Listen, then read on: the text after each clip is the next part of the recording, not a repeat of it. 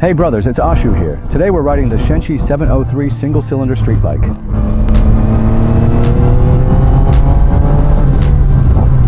Go!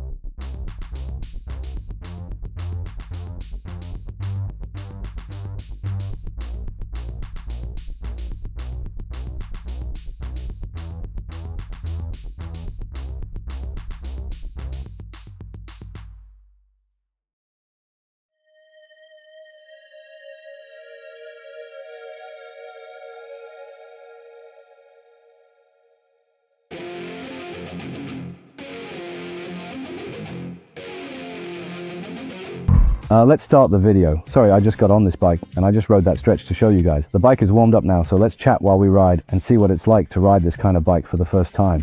This is absolutely my first time riding it, so rest assured I'll be sharing my real riding experience with you all. Okay, let's first take a look at the appearance in the studio. What do you guys think of the look of the 703 this time? I think this all black version looks really great. You can tell I'm a bit hyped today. Damn. I'm really hyped today. As for the looks, I think it's kind of a 50-50 thing. People who like it will really like it, but those who don't will definitely find it pretty strange. That's because this time the design has a certain impact. It doesn't really look like the models you usually see on the market. Actually, that's pretty much how gentleman bikes are designed. But there's one thing I want to point out. This time, the integrated black look is really beautiful. If the foot pegs were also black, that would be even better. There are also ambient lights, so the overall design is quite nice. And the rear end is really perky. Let me walk around to the back and show you. Okay, take a look here. There are patterns on this side as well. There are some small details incorporated, so it doesn't look monotonous. Let me show you the side view. This rear end is really perky.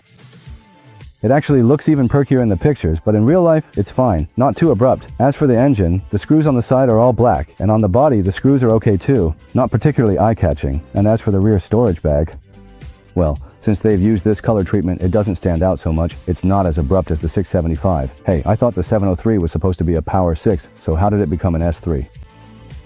But the tires are pretty good too. They're the same as the ones on the CFMOTO. The brakes aren't Brembo, but if you want, you can pay a bit extra to upgrade them. Yeah, actually, I'll try out the feel of the brakes in a bit. I'm 1.77 meters tall, and when I sit on this bike, my heels are... basically, if you're above 1.75 meters tall, you'll have no problem riding this bike. Yeah, as for the weight of the bike, right, according to the official specs, let's look at the curb weight in kilograms. It feels like it's around 200 kilograms or so. That's the impression you get. There's actually a lot to say about this bike, so I'll try to cover as much as I can in these videos. Let me go over it again for everyone. If I want to start it, this is its key. Then you can use this button to unlock or power it on and off. For a premium bike like this, there are a lot of electronic components. The seat, for example, has an electronic switch. It's electronic, no physical key. As for the instrument panel, it still uses this scroll wheel design here. The tactile feel isn't great, just to mention. And the transition menu isn't good either. It's not smooth. These are all things that definitely need to be improved in the future. The feel of this scroll wheel really isn't great, okay, but other aspects are fine. Then over here, there's a mode button. You can adjust the TC, and then there's the sport mode and handlebar heating. I think that's what it is. Yeah, there are two modes in total, E and S. Right, handlebar heating. When I was riding just now, the throttle was a bit jumpy. I want to let everyone hear the sound while it's idling.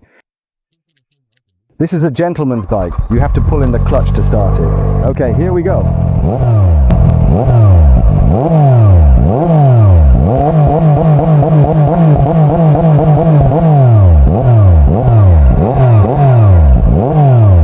It sounds so good. This is exactly the kind of sound a 3-cylinder should give you.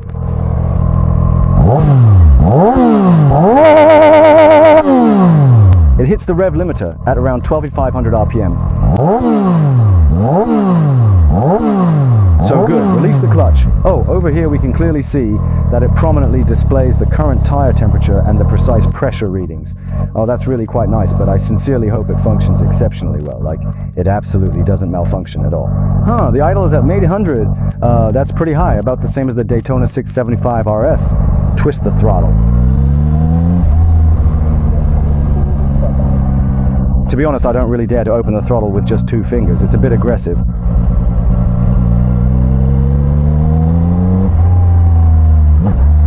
It's still pretty aggressive, so everyone should be careful. I don't know why.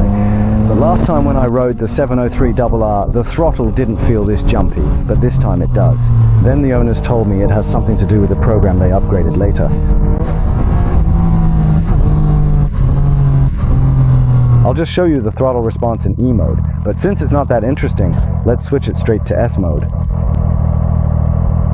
Hey, about this scroll wheel, can they just get rid of it in the next generation? It really doesn't serve much purpose.